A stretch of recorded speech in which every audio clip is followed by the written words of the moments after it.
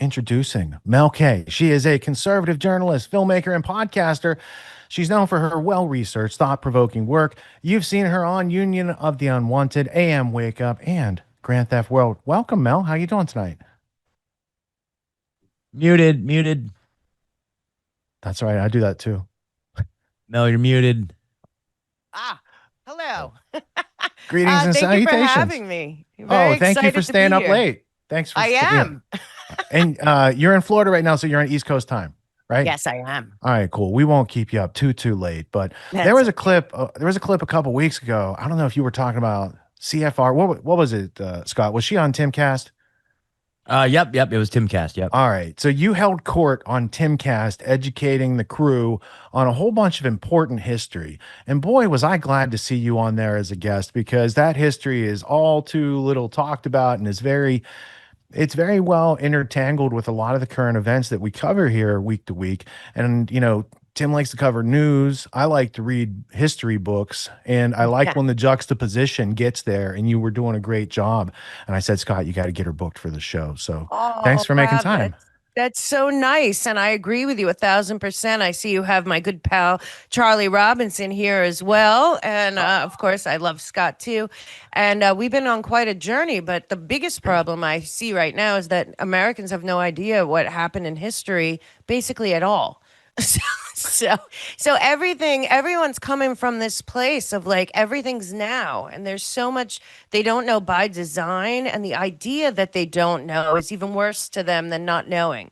So, I'm at this place right now. It's very hard to watch what's going on the global stage and realize that the American people I mean, certainly since 1913, but right after World War II, basically from 44 forward, our country's been totally captured, by the worst people on planet Earth. And frankly, if we don't understand the juxtaposition between those years, 44 to 54, and how since then the United States taxpayers have been paying for this entire globalist operation and being looted to the tune of we're in debt $36 trillion.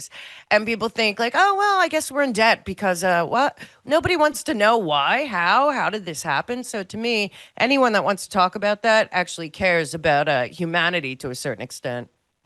Well, what gave you the benefit of growing up and being like, at some point you started to learn about this, and at some point you started to talk about this? What was the point in your upbringing? Was it in school? Was it family? Was it friends? Was it a life experience? Like what gave you the urge to start looking beyond the official narratives? I guess probably when I was in my first or second year in college, and I got the book Eichmann in Jerusalem, The Banality of Evil. And I started to read into that. And I was in this great class. I was at NYU and I was in this great class before it went full Marxist communist. And they had all different points of view. So this class was like Ayn Rand, but it was also Hannah Arendt. And then, went into all different thinking about what really happened during World War II. And so to me, all I thought was, God, if people knew this, then they would think, okay, well, I don't know the whole story or this. And so it started me there. And then I was a screenwriter. So I wrote a screenplay about Eichmann in Jerusalem and the trial in Israel, which was the only trial of a Nazi in Israel. And it was very strange. And I fell in love with Hannah Arendt and her work. And I read everything. And I wrote this screenplay about her take on what happened there. And what I realized through that, and then I worked for like 20 years doing historical drama screenwriting, like, turning history into, digestible little shows for TV. And all I realized was that everything we were told was a lie. And that basically, in my estimation, whatever was going on between 44 and 54 was a total one world government coup led by the banks. And I mean specifically the Bank of International Settlements. A lot of people don't know Alan Dulles was in Switzerland that whole time. And my estimation is what has happened to us on a bigger picture is that the banks, I think the CIA probably is the banks. and that this whole group that were in Switzerland in 44 when they realized they were going to lose the war, and they all had a meeting, and it's all Hitler's big guys. The industrialists, which we know from Charlie's book, are now called globalists or public-private partners of the world, and the bankers all got together to figure out how to get all the money out of Germany and make sure that they had it for the next round, the next attempt, the old Fourth Reich. And frankly, if you follow the pattern, we are on the cusp of them trying to pull that off with new tools and technology and technocracy. And really, the American people have paid for all of it. I mean, we have been looted and lied to by the entire establishment, I think, since the end of World War II. And then they put in that International Organization Immunity Act in 47, making all, not just the Bank of International Settlements, which is obviously the Reich Bank, to Switzerland, to probably Argentina, elsewhere, into America, but also the off seas accounts, all this stuff that happened financially, and then the keeping that going it was so in your face, and then protecting them, giving all of the banks immunity, the United Nations and all of its tentacles immunity, but before anyone even knew what this was. And frankly, it's still in place right now. And until we can, disentangle the world from this, as Charlie would call it, octopus of global control, we're going to stay captured and thinking we're free when actually we're not free at all. Hallelujah. Amen. All right. Bank for International Settlements. A lot of people don't know about the Bank for International Settlements. So it was one of the things that I read in Carol Quigley's Tragedy and Hope. It was like early in the book. And it was talking about Montague Norman from the Bank of England and Helmar Horace Greeley Schacht from Brooklyn, who's Hitler's banker. They're working together to create this thing. And I was like, Bank for International Settlements sounds like the World Bank or the IMF. These people help the third world countries, right? Not if you do the study of the history and evolution of that institution. You have a lot of people who funded the Nazis and were favorable to the Nazis, but specifically you talked about their Immunity Act. And let me go to my browser because I already pulled that up.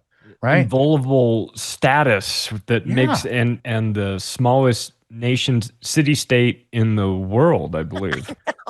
Yeah, I mean it is a fascinating piece, but like it's the predecessor to all the other world gangster banking kind of cartel systems, except for the Federal Reserve. So I noticed early in my history, looking into the Federal Reserve, there was a company called AIC. Let me type that in over here. AIC, American International Corporation. Now that's not AIG, it's AIC. And when you get into who was on AIC's board, it's a lot of the same people from the Federal Reserve Bank.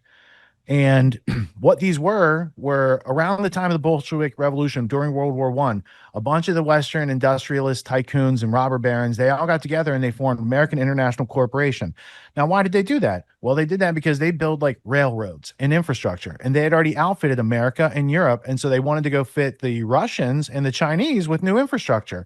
And this later gave the Soviets all this communism now had infrastructure to take place, and Ford and IBM and these other companies could be industrialist, globalist companies and help them out. But it was really between Quigley and Anthony Sutton's work that I started seeing far beyond, like, it's not rumor or innuendo, it's history that we weren't taught. And I was like, oh, I didn't get a real education. And then I was like, what else don't I know? And then that's 20 years ago. So to talk about the Bank of International Settlements is a good starting point. Now, when you're talking about 1944 through 54, is that just like a decade, or is that because of the Marshall Plan and a whole National Security Act and a whole bunch of other things that are built out that sets up the infrastructure for Dulles, and even the World Council of Churches was set up in that range? So you're right. That's probably one of the most. Yeah, absolutely. I mean, a lot of things happened after World War II that looked like they were for one reason. And instead, when you follow the money, even all the way to Ukraine now, or through HSBC and how much they've gotten away with, or any of these banks, this is why I keep saying that people are all up in arms about Epstein. I keep saying this is about banks. This is about the international banking cartel that has run the world since they got in with the Federal Reserve out of the city of London and Geneva. And we are still, I don't believe that the Crown ever accepted that the United States was its own country. And in fact, they made it that way, I feel like, after World War II. And you know, and we were betrayed not just by Wilson but by Truman and by all these other people. But you have to figure that they were chosen for a reason. But what I'm really digging into between 44 and 54 is following where Alan Dulles was, because I am at a place where I fully believe that during those years in Switzerland, when we were all told Switzerland was neutral, what they were really creating was the financial world order. So when you 100%. say new world order, people say, "Oh, it's conspiracy theory." Blah blah blah. If you say financial world order and then break it down, like of course Charlie has, but like you said, Tragedy and Hope does. A lot of other books, Sutton's books are amazing. The Tower of Basil's amazing. You look at all this and you think, God, we're such idiots. How did we allow Wall Street and DC to team up with the city of London and Switzerland to completely take over all of our country? And that is where we are. And then you see what's hilarious is Trump is meeting with Putin up there in the Bering Straits, and the WEF promotes Larry Fink, and you're thinking, hello. Because that is all these international organizations are completely connected to the BIS, the IMF, the World Bank, the World Trade Organization, all the offshore bank accounts. You can go to like Soros's Quantum Fund or all that stuff. So a lot of people don't know, especially during the Obama years when none of those bankers went to jail. It was just repeating what they've been doing since 44. Honestly, I think that this Red House meeting, it came out, I think, in the 60s, the documents in the CIA, and it said basically that they all knew that Germany was going to lose, but they were not going to let the Reich lose. And what does that mean? And then look into the history of some of the people that have, put their flagpole into Ukraine after the fall of USSR, like Blinken and Newland. And a lot of these people trace their lines. And I don't know if all of you are aware, but Chuck Grassley is working with Malay right now. And he had him release a lot of paperwork because part of the UBS settlement was that they would turn over everything from Credit Suisse about the Nazi rat lines, which are really just money that came into America with all the companies. You brought up IBM, GE, IG Farben, who John Foster Dulles was representing IG Farben. These guys went to prison. Yeah. So all I know is that all the criminals from our country involved in World War II look like they were based in Switzerland, which was neutral, planning the financial world order post World War II with the CIA protecting it, and we're still living in that. And that's what I think, probably is what's upsetting people the most is the Brzezinski plan, as obviously Charlie Robinson points out in his book very deeply, the Trilateral Commission, the Pilgrim Society, the Fabian Society. This is all real, and our Poison Ivy League is real. That's like, so to me, I just feel like it's a great time to like learn this, because then it breaks down to where we are now, and everyone's on this. We've all been equally lied to, betrayed, screwed. Our family and friends worked for decades, dying, living off of shitty Social Security. We've watched our country turn into a third world nation where they divide and conquer by neighborhoods. And this is all by design. And frankly, if the American people don't get it at this point to really say, the government's not going to save us. But unfortunately, it looks like the whole Bolshevik revolution worked to some extent because New York's about to go by the wayside like Chicago and LA. But at the same time, there's still, I think, about 200 million people in this country that would prefer not to go that direction. Absolutely. Now, for those playing at home, the Bank of Credit and Commerce International and HSBC, the Hong Kong Shanghai Banking Corporation, you need to study your narco-terrorist history, kids, because you missed that class in high school, and it's a very important part. Also, I wanted to give honorable mention to the Quantum Fund, which was started in 1969 by Edmund de Rothschild Group out of Switzerland. You can find that in the Geneva Gnomes, Washington Times, Washington Post article. It's banned, but we show it. Just find it in gtw.clipgenie.com. Look up gnomes, Gnomes. All right, I wanted to take you to Sullivan and Cromwell over here.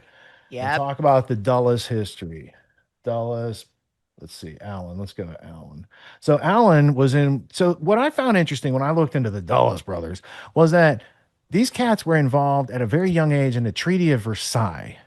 And I was like, how are these young guys from Sullivan and Cromwell, the American representatives at the end of World War One, working with like Colonel House and these other characters and Samuel Untermeyer and these guys, and also the Zionist contingent was at the Versailles Treaty. So the Dulles brothers, they have a fascinating family history.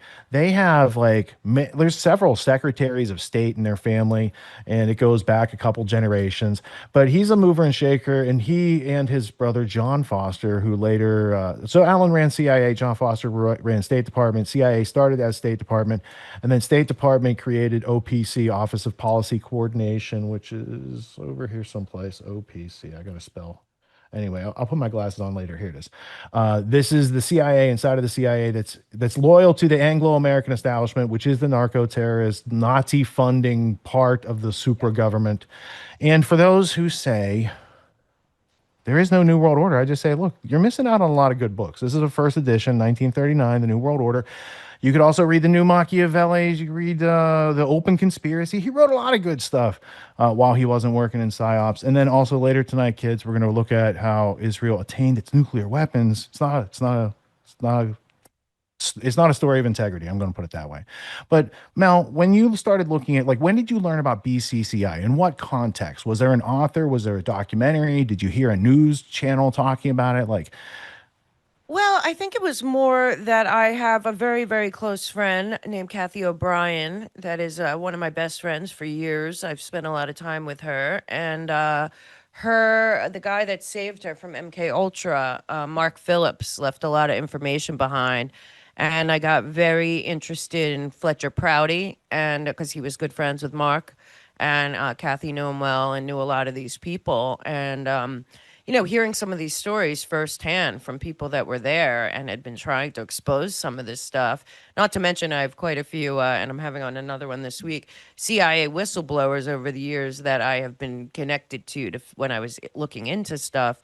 So to me, between Kathy and people that I've been exposed to in that world that were actually, aware of the cycle of the Psy War, the Colonel Aquino, the full domination of society by mind control, coming basically right from World War II into American schools, and everything else that happened.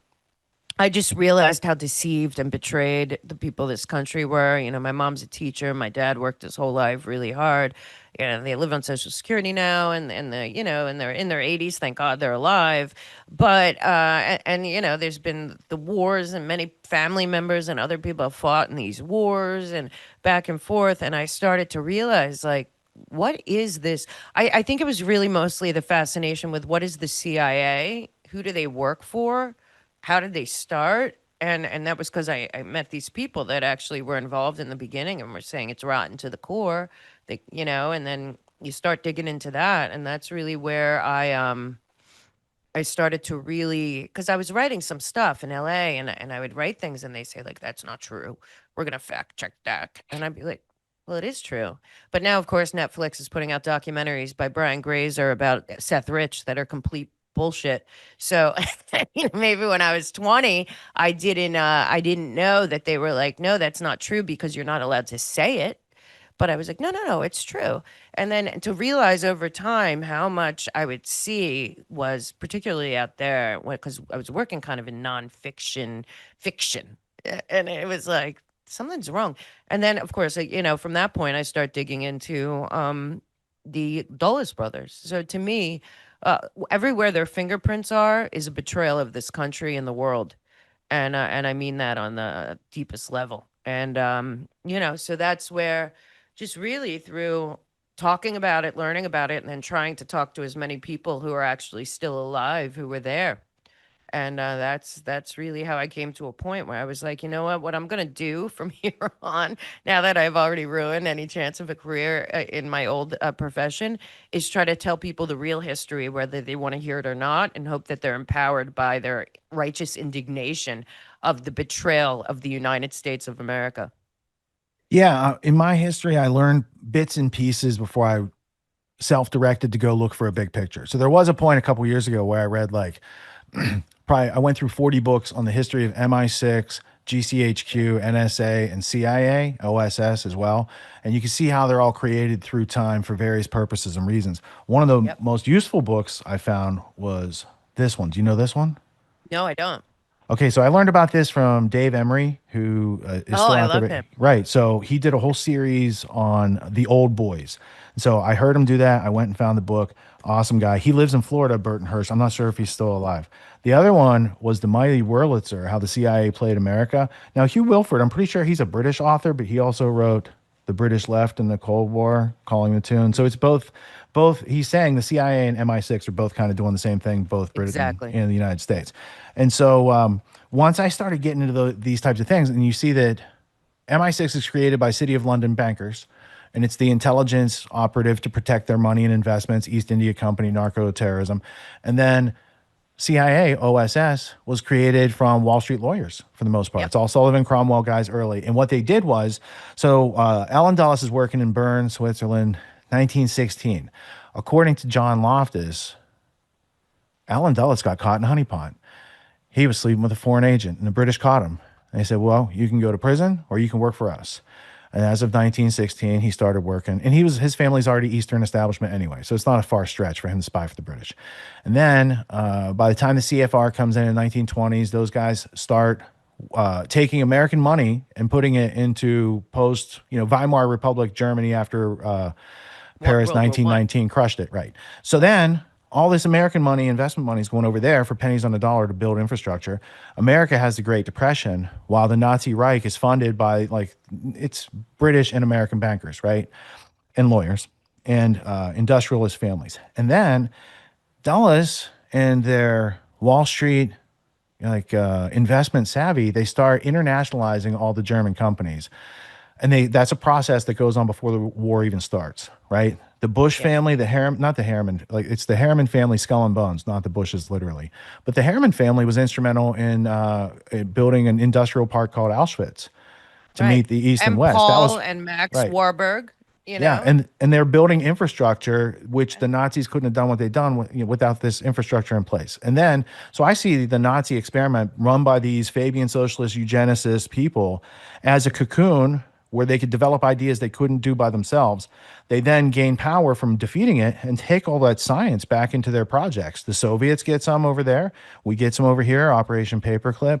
And the British are there with us doing these things the whole time. There's ash can and dustbin. These were two camps where we sorted people out for Operation Paperclip. That's where they found Heinz Kissinger back in the day, by the way. It's interesting. Sure. Yeah, so does anyone else in your family read books like you do or learn? Oh, yeah. Do you have many generations? Because my parents, my family doesn't have books. Very into this. No. My Oh, dad. cool. Now, also, my mom was a teacher. She went back to work 8 weeks after I was born. So I stayed home with my dad, who was a total history nerd. And we took family vacations to historical spots. Our vacations were based on and not ones that kids go to. So he was very, very still to this day. Thank God he's 88. I'm so grateful he's still here to see me doing something. But I have to say, no, I was always. My mom was also very. I was just.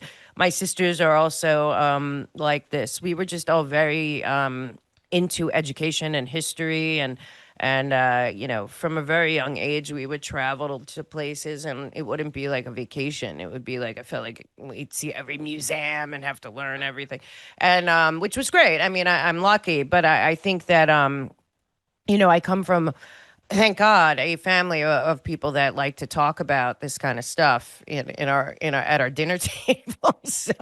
So it was always very interesting. And now I have a doctor, a lawyer, and me, a filmmaker. So it's been quite a journey watching the unfolding. But my dad always, though, kind of, he voted for Ross Perot. He always thought that they were all criminals. He was, liked Ron Paul, before this was okay. Yeah. I remember when I told my friends, I was probably in elementary school, my dad voted for Ross Perot. And they were like, oh, Mel's dad's crazy. But he was always like, I'm going to stay alive until the Clintons go to prison. And he's now 88. He said that probably when he was 70.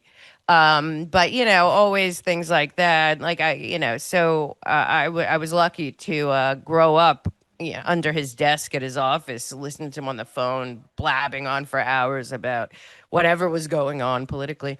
So I think also early on, my father had a partner that got messed up with in Atlantic City. I was from South Jersey, Philly, and got messed up in all kinds of stuff. And then I started to see I had like mafia. My mom's whole family's Italian. I just started to see how gross the judicial system was, and kind of how abusive it is. And from a very young age, from that, then everyone in my whole world was starting to. This is like the early '90s, I guess.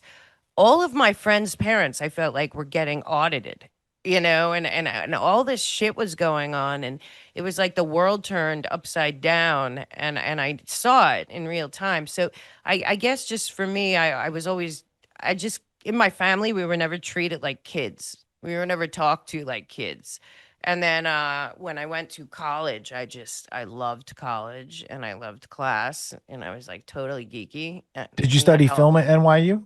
yeah, but at first I studied journalism, and then I went back for film. But the journalism part was before. I would not now. Now I had somebody send me a journalism syllabus, and I was like, "Oh my god!" And when they NYU calls me for money, which happens a lot, I always say, "You owe me $100,000. Are you kidding me? I can't put NYU in my resume ever again. They're gonna think I'm a communist Marxist, like death cult member." I mean, the level to which it is gone is so disturbing. I mean, it took me 22 years to pay off my student loans. 22 years. And then, of course, right after I paid them off, Joe Biden announces that everyone's going to go to college for free now, go into the NGO, the college to NGO pipeline. I mean, but for me, it's always been this is what is going on here and what's the real story, and that's kind of how I got here. And then I have to tell you, my relationship with the Charlie Robinson has been very helpful as well, because we've been doing shows for about 4 years. Most people don't know this stuff, but certainly don't want to talk about it with a sense of humor, because it's a certain amount of that's like mind blowing. So then, of course, fast forward, COVID comes. I wrote the Hannah Arendt movie about Eichmann. And so I studied 20 and 30s in Germany to figure that out, Eichmann's history. And I'm sitting there and I'm like, oh, really? So we have a virus. And Cuomo's on stage in the 2 weeks to stop the spread. I'm locked down in Manhattan with Cuomo, Eric Schmidt, and Bill Gates announcing that they're going to reimagine New York during the 2 weeks to stop the spread. And I'm thinking, oh my God. And then we hear that it's this disease and that there's going to be quarantines. I'm like, does anyone know about typhus? And the use of science to manipulate humanity. And then from then on, I just started my show, and me and Charlie started talking about this stuff regularly. It is great to have people with a sense of humor who can make light of it. Later tonight, we're probably going to make light of, before October 7th, there was October 6th. People don't remember October 6th because it happened a day, no, 50 years. It was 1973, October 6th. That was when the Arabs attacked Israel. No one thinks of that now because of October 7th. They have it's like, they got the top of the stick. They're like, our story sticks now. You'll never remember when they fought back from the 6 Days War because October 7th blurs that out. So Charlie, what are some things you've learned from Mel K over the years? Well, first, I want to meet your dad. He sounds Can you bring him on a awesome. podcast? That'd be cool. Yeah. Yeah, listen, your dad and I would have a lot to talk about. Oh, for sure. We gotta make he was that the first happen. person I sent your book to. Oh, you're the best. I appreciate that. Secondly, I'd like to let you know next Sunday, macroaggressions, Kathy O'Brien. Yes. I'm so happy for her. You guys, I mean, this woman had such guts. She's like one of my best friends. I go and spend time with her at her house. She finally got her daughter back, which is like such a gift from God. But I mean, I'm happy she's coming on because her story needs to get out there. It puts together a lot of dots. She saw a lot of things from behind the scenes people don't understand, like about what was happening to our education system, what was happening to our elections. She was there for it, hearing it, not just Mena, Arkansas, and Nicaragua. I mean, all the stuff. And Mark helped her put it back together. But the truth is now, for 30 years, people said that she was a conspiracy theorist and a liar. And who would lie about that? And then why was she never sued? And then she has been the best. So I'm excited to see her on your show. She was great. We recorded it a couple weeks ago, Oh, great. Cool. and I just said my audience is smart.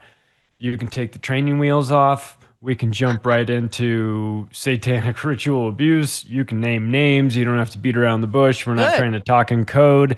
Like, let's just get Great. into it. And she unloaded. It's a great Good. one.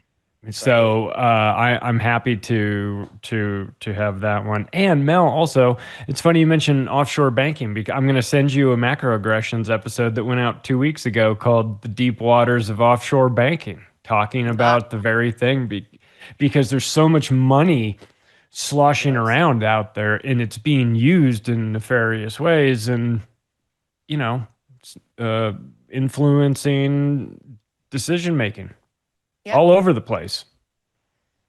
Yeah. I mean, what's really hard to watch right now, I think, is that everything has been such a lie and people are so manipulated and so mind controlled.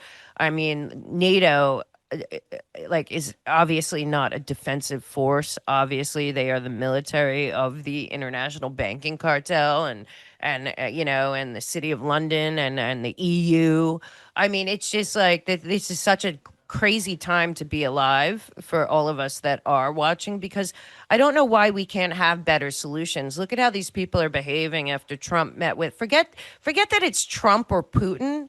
Like, let's just start thinking about the hundreds of millions, billions of people that don't want any of this. And it's like, at this point, they have betrayed everyone so much that it's like, as we talk about a lot, the only way this country survives is if the people actually want it to. And right now, what I see is a lot of people walking right into, that Burnham book, the managerial class. Like we're basically being told that this is that we have no choice. Like this is the future for you. And to see Larry Fink promoted as Trump's meeting with Russia is not an accident. This is a no. We have a plan and we're going to execute that plan. The only problem is these people are such losers. They dumb down their own kids while they dumb down our kids. You meet people now from like Oxford or Harvard or wherever, and you talk to them and you think, it's just they're not Kissinger's. And like you said earlier, Kissinger always said that he met more with the Crown than he did in D.C. That's not a joke. Just like Brzezinski, they were all, and that's why I think right now they're pushing towards World War III with the same goal as World War II. It's just this time they have the technology and the technocracy and the global public infrastructure set up because it's all about the post-war connection. So World War I was all set up so that the bankers and the international aristocrats and these horrible people could all get together and centralize. But we turned it down because America was still America. They had 20 more years to manipulate the populace into believing anything that they would say, and then they traumatized us. I'm sure Kathy talked about it with killing JFK in broad daylight in front of the whole world, which Kathy says 100% was a psychological operation on the people, even more than the murder of him. They did it that way, and I fully agree with her, like a Gladio. They did it that way to traumatize America, just like 9/11, when we went into the end of privacy and freedom, the unconstitutional Patriot Act. So all I'm saying is we're at a point in history where the people of this country, if they could get over all of the color revolution and the divisive bullshit and realize, like, you know what, those original things that George Washington wrote about in his farewell address, we can still have that.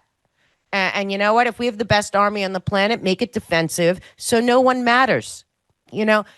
So, I mean, don't tell me China and first of all, the whole Russia thing is such a lie, and Russia was on our side multiple times. This is a personal hatred of those that were involved in the post-World War international banking order that are running the operation in Ukraine and also in Israel, I believe, as well.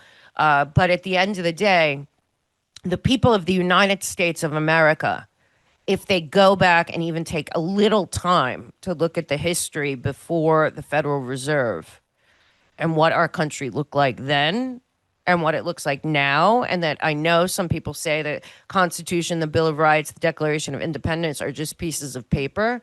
But if they weren't just pieces of paper and they were a declaration of the current citizens of the United States of America, we could have that back because they can't survive if we don't go along with it. So I don't want to see that you're cutting this or that or the other thing. Tell us why $800 billion a year is going into war when we have the best military, which should mean that we should be a fortress unable to be fucked with. I mean, for that kind of money and DARPA and InQtel, are you telling me that like we have to always worry about China? What? Well, then we suck. I don't understand what you're saying. So at this point, I think it's time for the people that actually care about liberty and auto-determination and freedom and free speech and all this stuff and really just want people to leave you alone like everyone on this show, like to live your life as intended and for the government to stay out of it.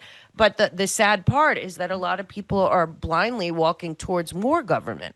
So, at this point, all I know is that Americans have a choice, but if we're going to stay fighting each other instead of realizing we've all been equally lied to and screwed very, very meticulously and well planned strategically, they went after all different races, religions, classes, everything in such a precision based way. It's hard for people to believe if they don't read like we do, if they don't read Tragedy and Hope, and they don't know about Bertram Russell, and they don't know about PR and what it really is. If they don't know and they're not willing to let go of an idea that they do know, I guess. Mel, I'm really curious what your overall read is on the current state of things. I know you're pretty tapped in, and like I see Richard pull the book up there, and I'm like totally changing the topic. No, do it. You're not. It is the same topic. Okay, Bertrand Russell. He's got his Bertrand Russell. But I'm just really talking about, like, to me, the last 8 months just feel like a humiliation ritual, a demoralization campaign. But I know people very close to me that are like, no, this is the golden era, man. Like, the Fed is on its way out. Like, just hang in there. And I'm like, so I'm like, I'm just looking at what I see. And I'm trying to just call balls and strikes and look at the play-by-play. And I'm like, bro, this is crazy. And it's like not what we signed up for. So I'm just wondering where you're at with all of it. Well, like I said, I think that the people like us that stayed, despite massive censorship and abuse and all of that, are doing that because we see the possibility of a different future. And that's what I see right now. What I do have to say, I am obviously a Trump person, and I know him, and I know the family, and these are people I like a lot, particularly some of the people in the administration. And what I know is that a lot of these people, whether you like them on paper or not, they do feel the way I feel about America having been taken over in 1913. And they do feel that the international banking system, particularly our Federal Reserve System that is completely immune under the BIS, is the biggest problem in the country. So what I see Trump and them trying to do, and this is from my point of view, I'm not saying anyone told me this, I just watch it. What I am seeing is kind of a dismantling of the international banking cartel that not only came in with the Federal Reserve, but like Richard said, they built the railroads, they took over all the stuff. Then they built all the multinational corporations that are now all members of the World Economic Forum. And then they do their events, their Bilderberg and all this right in our faces. And I still believe the American people can say, you know what? The government should do its job, but as far as my local community and my life and my family, and if there was a ripple effect of that around the country with this D-class, you don't have to like Donald Trump to understand that the FBI, the CIA, all of them were protecting themselves for years. Crossfire Hurricane and all that they did to Trump was about never being exposed for what they did in Ukraine. in my opinion, and what they did all over with the color revolutions. These are all the same people. And sadly, of course, there is no left and right, Republican and Democrat. It's a fundraising scam. What's really been going on is that everyone that's involved with the international banking cartel decides what's going on. I call them the parent company of the United States. And they go on all these events. They're about to have a COP conference that apparently they had to, mow down a lot of the Amazon so that all the elites can get there to decide what we should do with our environment. But really, the truth is, it's not up to them in America.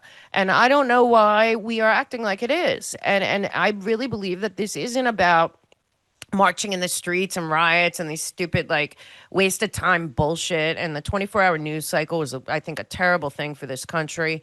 I didn't think nobody really thought about this crap except for, just to me, the government should just be downsized as much as possible and do its job, because the people of this country, are born with a certain fire in them for liberty and for independence and for auto determination and all these things that we came here for. We can still have that, but I mean, we're hanging by a string right now. As long as people are going to give their eye scans without, even questioning why they're doing it, as if Minority Report didn't tell you in 2012 that, that's the end of the end. But at the same time, all the stuff that we're walking into, we can say no, is my thing. We can say no because they do care, and they do. These people are weak, but if we allow these groups that are honestly funded by, I follow a lot of the money of who's funding the Rena riots every few months that destroy this country. If the FBI didn't want Antifa to exist, it wouldn't. I saw what they did with the 1,600 people that were outside the Capitol.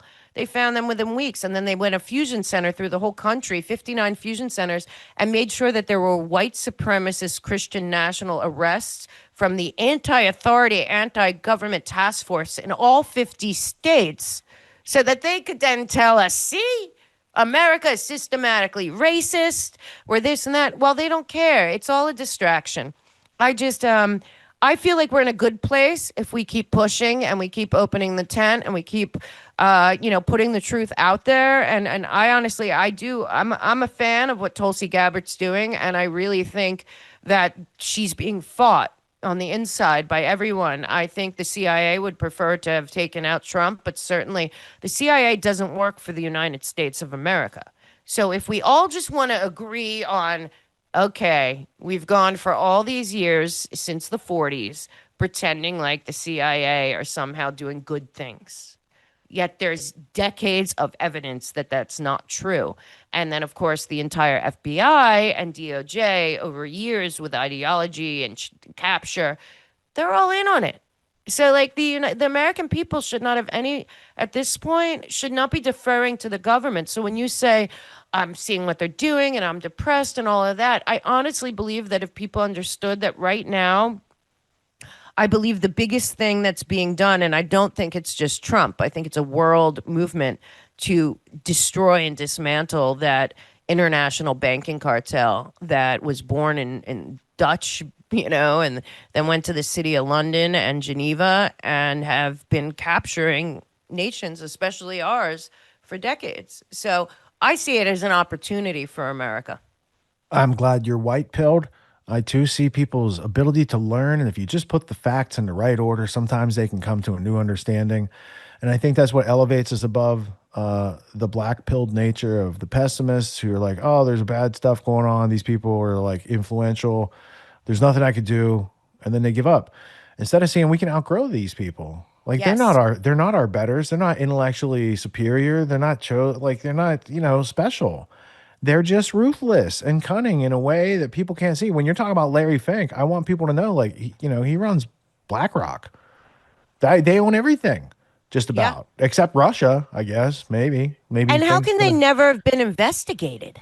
You know what I mean? Are you telling me BlackRock, Vanguard, State Street, and Corey's Diggs tried to look into Fink's background? It's very difficult.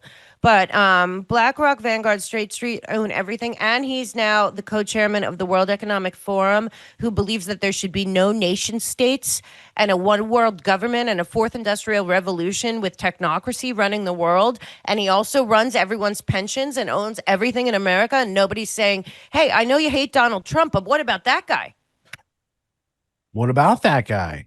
I mean, he's very like Vanguard. Like, first off, they made BlackRock to be indistinguishable from Blackstone, which was Peter G. Peterson and Steven Schwartzman from Skull and Bones. And there's a whole lineage and history. If you just look into these people, where were they educated? What type of secret societies were they in? Who else brought them up and mentored them? That history is much more interesting than anything you're ever going to read in the newspaper. And 1,000%. yeah, and 1,000%. Like, I was just looking into the Pilgrims because I'm trying to write this book right on. about 44 to 54. Yeah. It's disgusting. It's how in your face it is. It's like, and then you go, oh my God, let me see if this person's there. Oh, there's Kavanaugh. Oh, there. Oh, yeah. This guy. There's Merrick Garland. I mean, it's so, like, when JFK warned us, I mean, you could play that on a loop every day for the last 65 years or 60 years, and only a few people are going to say, oh, he means it. That there is a group that are, guerrillas by night instead of armies by day, infiltration instead of invasion, a monolith that is all this money. Donald Trump, in one interview, he said to this one of these a-holes, he said, there's people in this country, I mean, in this world, that have all the money in the world. They have their own military. They have their own intelligence. They have, and of course, the reporter didn't ask what he was talking about, and I'd like to ask what he's talking about, because this is what I think he's talking about. So I don't think Donald Trump wants to be in there more than just to even this out. But I do believe that people like Scott Besson and other people are trying to dismantle the United States from the international banking cartel. And taking, and listen, everyone that tried this, from McGinley to Lincoln to, I mean, Reagan, everyone that questioned the international banking cartel was assassinated. But they've tried twice to Trump, and it hasn't happened. And it looks like he's not giving up. But I do believe that these last 8 months have been all about getting the international banks out of our system. Well, let's dig into that for a second, because the Pilgrim Society is a juicy topic. There is a society members list, but this is a London founded first, the Pilgrim Society, and then it was founded in America in 1902. But the Sir Arthur Conan Doyle back in the 1890s was at a Pilgrim Society meeting in the UK, and he talked about getting America back into the empire before Cecil Rhodes even had that idea. Now, along your way in this study, have you checked out the Century Club or the Century Association? Because these are many of the same movers and shakers and Eastern establishment types that were also funding the Nazis. Yeah. Yeah, there was a bunch of them. Yeah, there's a whole lot of it. So when you start to get their overlapping kind of secret societies, now the JFK quote, he says they have secret oaths. And I'm not sure Pilgrim Society has a secret oath, but some of these other groups probably do that are around that milieu. So yeah, I've always wondered, like, what group is he talking about in that? Is it Masonry? Is it an outside group? Is it an inside group? But they have secret oaths, and communism didn't have a secret oath at the time. So I was like, well, I don't think he's talking about communism. Although I do have J. Edgar Hoover's book on communism. It's an interesting read back in the day. Yeah. It's about the only thing of his I would like to read, probably.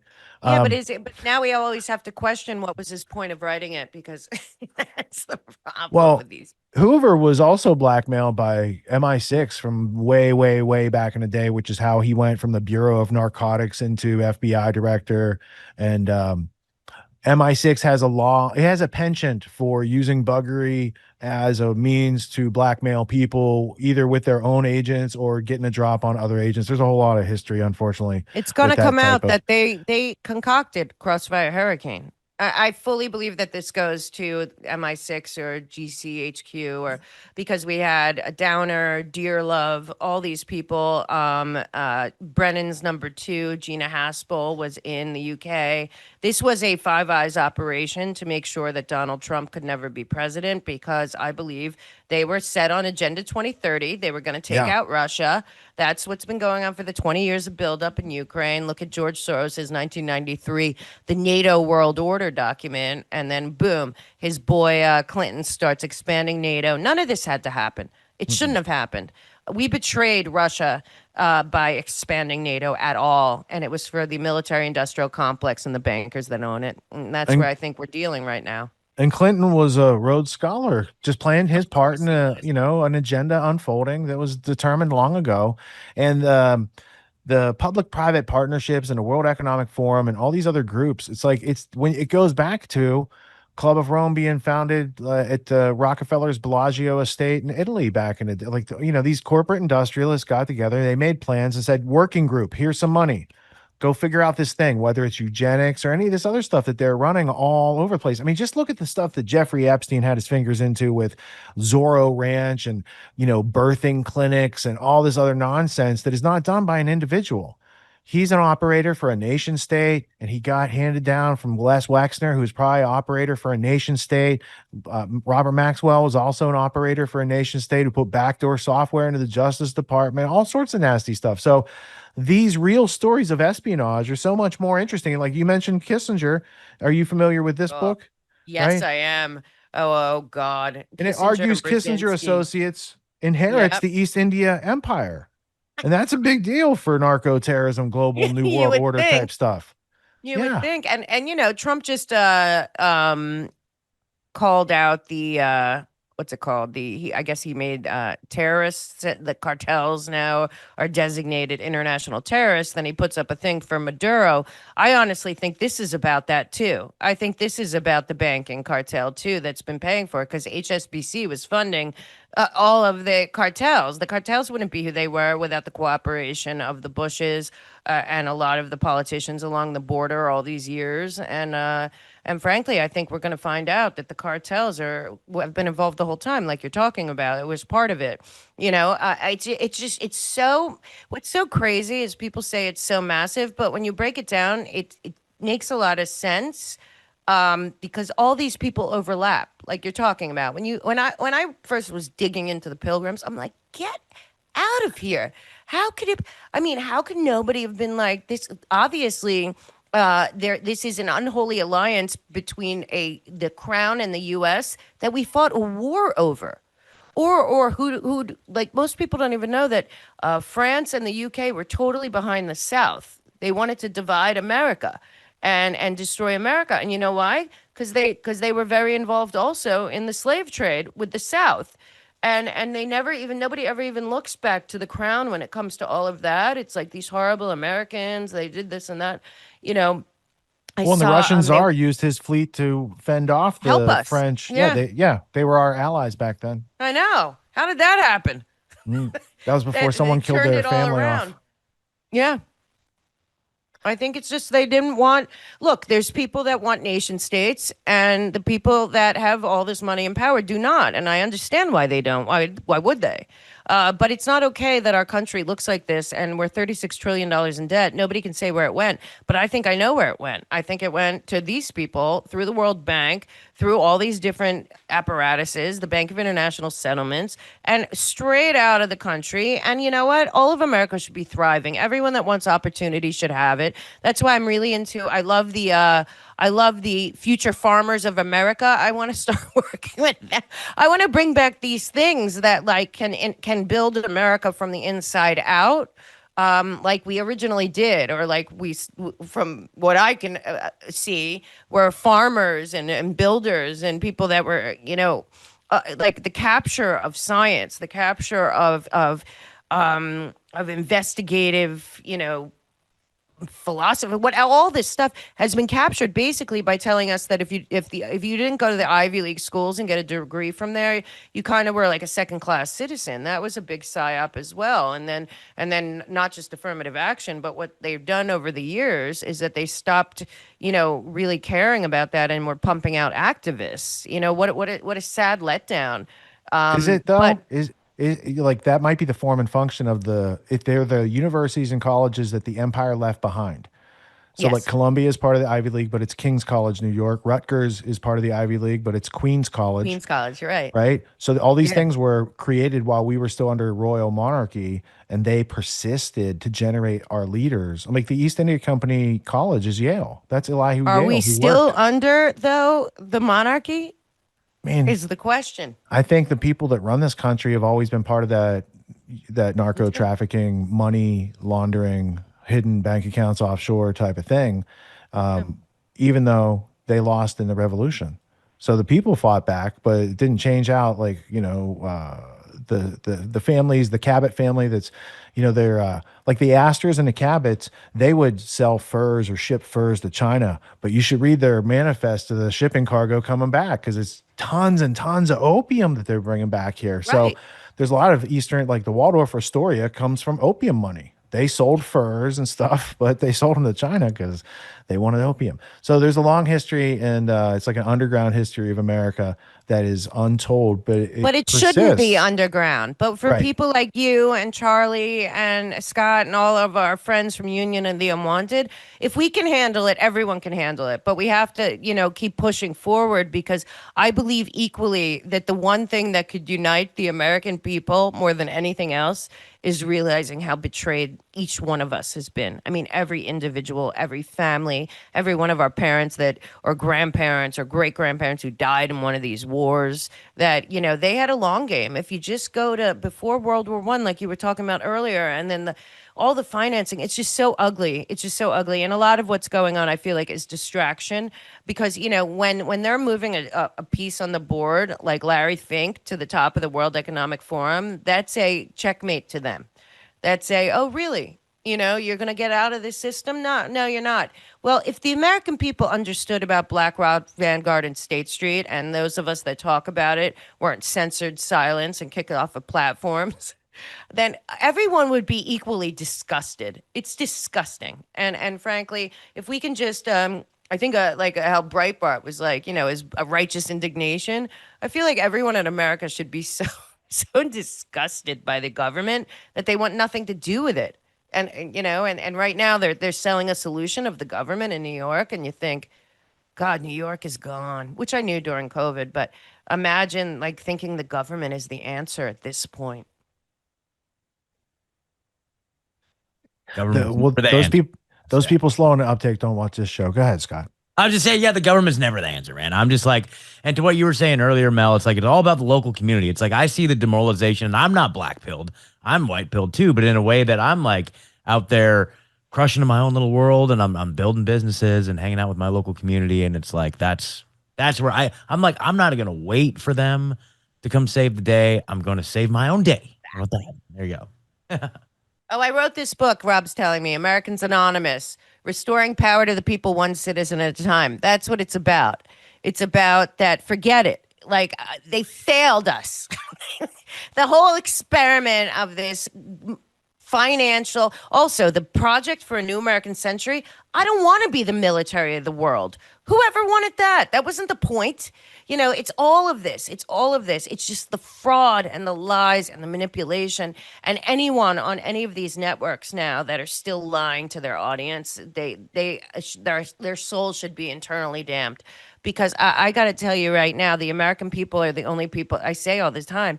They're not after America, but America is definitely something that's a problem for their next iteration of the world government. And the reason they want the World War III is so that, just like with what's going on with Ukraine, they're like, shut it down so we can get the reparations and the $800 billion that BlackRock's going to run to rebuild Ukraine. I mean, are you kidding me? Again? Like, I don't understand. But, we have to stick by our allies. Who are allies that allowed this to happen to the United States of America? We all Blackmailing grew up. allies that have the Samson option if we call them out on it. Yeah. Well, the truth is, we just got to keep fighting because I mean, if you still think America's worth fighting for, which I know I do, I certainly want my kids and the rest of the world to live well as well. I just think these organizations, particularly the IMF, the World Bank, which is where all this money laundering for the fake climate nonsense that, again, Bill Clinton started in the 90s as well. All of this is our choice. In America, they like it or not, we still have a choice, and the people have a choice. And if you keep watching, you Real Housewives and the Kardashians, and you're playing your games and shopping online, you might not know that right now America has to make a choice. We're at the end of the rope. Trump goes, who knows what's going to happen? We could have Jasmine Crockett and AOC as president and vice president. So, you know what? No matter what the case may be, what we have right now is the chance for the American people to take back the country. One citizen, one neighborhood, one county, one town at a time. Go, and it's not just support the farmers, buy farms. It's just all ridiculous. Start questioning why land is off limits to the public. When you see that you're being tracked and traced and surveilled, it's illegal. You need a warrant. You need probable cause. We should be demanding the reverse of the Patriot Act, that lobbying is illegal. States United gets unraveled. What are you doing? Why did we allow this to happen? And I know people are upset about the federalization of D.C., but I really think D.C. shouldn't exist at all. So I think it's been a fraud from day one. And it's a 10 by 10 vassal state, I think, totally owned by the city of London. So, at this point, I think Ian Davis says we're talking about 6,000 to 10,000 people that are deciding for everyone on planet Earth. Well, in America, we have a choice, and it's just time to start acting like it.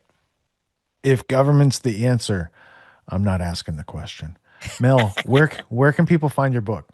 Thank you so much. My book is everywhere. It's called Americans Anonymous, Restoring Power to the People, One Citizen at a Time, Mel K. You can find it everywhere that books are sold, also on the melkshow.com. And I have a show every day on Rumble, 12 p.m. Eastern, where I go through what's happening. And then on the weekends, I do hour-long interviews with people like Charlie and Scott. And hopefully soon you, Richard, will come on and talk to me. We'll talk. Sure. We'll make that happen. Great. Cool. Yeah. Scott's been kind enough to help me with my bookings. I know. I've been doing this Everyone's renovation gotta help project. everyone. Yeah. And now I like all it. Build it. Yeah. Hey, Mel, speaking of booking, not tomorrow, but the following Monday, we're doing a Union of the Unwanted show director's edition with people who are working on movie projects. Oh, great. I'll be there. I'll be there. I should probably promote my movie. Richard, you have been invited as well. I've emailed you. Emails have gone out to a pretty good list. So we're going to talk about some of the hurdles, some of the best practices, some of the fundraising techniques, some of the money saving techniques, whatever's on your mind, so that we can kind of brainstorm and make sure that this information goes out a variety of different ways. Because as you know, like Scott, he gets his information out through his music and through stand-up comedy and through podcasts. And Richard has Grand Theft World, and he's educating an entire generation of people.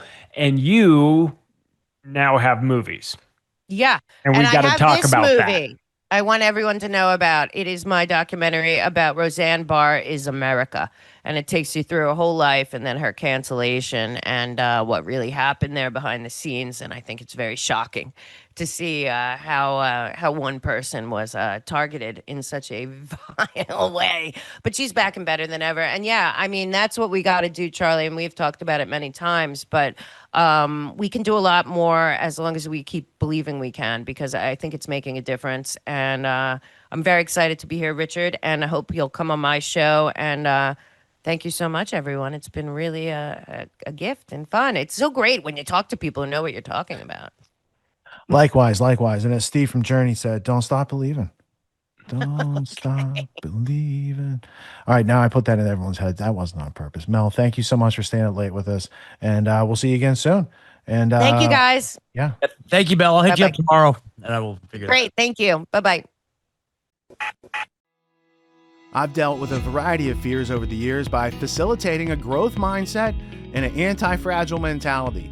I've learned from mistakes that you haven't even conceived of yet. Now, I can't do it for you, but I can share the resources, the methods, the tools, and inspiration for you to learn how to do it for yourself. And it really is worth learning how to do for yourself, because it's a lifelong beneficial skill. It's evergreen. It's never going to tarnish. You're always going to use this. If you're interested in learning more, I host a podcast every Sunday night. We analyze the week's news and help you have non-contradictory views. You actually understand, but you've got to come along for the ride and process the news with us so you have that understanding. I also teach adults twice a year in a 12-week course called Autonomy that is aimed at resolving all the problems I just pointed out with the school system and the irrational fears and the replacement of the rites of passage and the methods you need to have a skeleton key in life and a Swiss Army knife, so you can have the tools and the access to do whatever you need to do in this world to bring your goals, to bring your dreams and map them to a truthful reality. It is a simple process, but it is not for those who cling to their irrational fears. So I hope if we have lowered the barrier to entry today, if you see a future you that is more realistic and in detail and something you want to strive toward, I recommend you go to getautonomy.info. Check out the offer as far as what we do for people. I want you to know it applies to you. You can learn it. I can teach it. So I want to thank you all for your time and attention. Peace.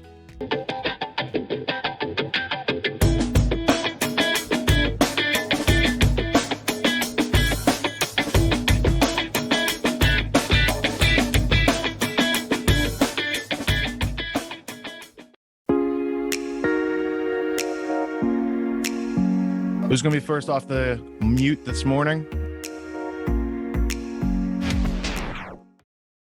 I'm glad that I have this course now more than ever. Having a community of people to discuss how to be empowered and autonomous is really necessary and also therapeutic.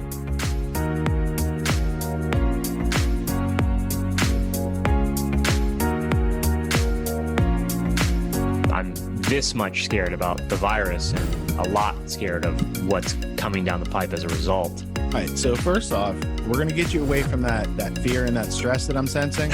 And I want to get you into the practicality of exercising the conversations you're going to need to have. Have you found that your skills aren't matching up with the challenges ahead? Here are 19 essential skills for success that school never taught you. Get your free copy by following the link below or visit getautonomy.info/19skills.